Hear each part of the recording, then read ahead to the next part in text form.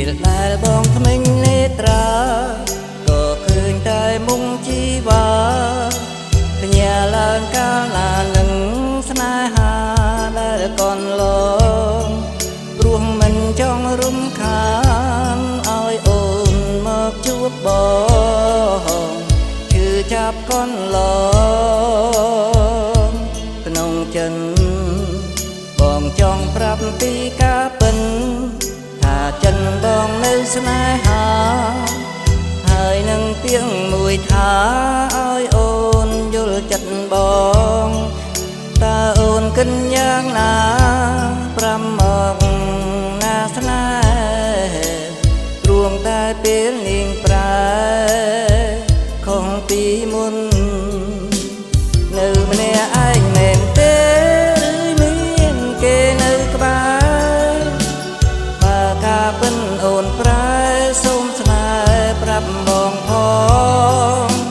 ចង់ប្រាំថាបងនឹងពេលកនឡងទូរស័ព្ទប្រាំផងនឹងបងវិញដែរទេបើមានគេនៅក្បែរអូនជីវិតបងពិនជាសូន្យបានត្រឹមឃើញភ័ក្រអូនពីពេលនេះតទៅតែបងសូមអង្វរកុំមានរឿងដូចនោះស្នេហ៍បងពិនជាស្មងក្នុងបេះដូង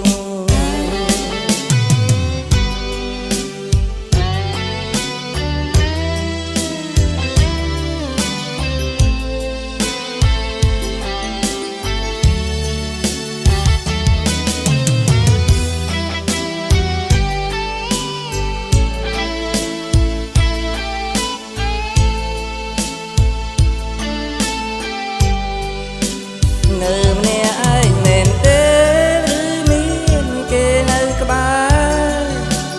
បើការពិនអូនប្រែសូមស្នេហ៍ប្រាប់បងផង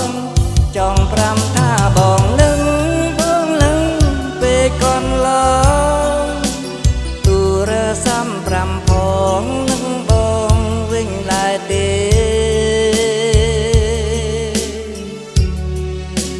មានគេនៅក្បែរអូនជីវិតបងពិតជាសូន្យបានត្រឹមឃើញភ័ក្រអូនពីពេលនេះតទៅតែបងសូមអង្វរកុំមានរឿងដូចនោះស្នេហ៍បងពិតជាស្មងក្នុងបេះដូង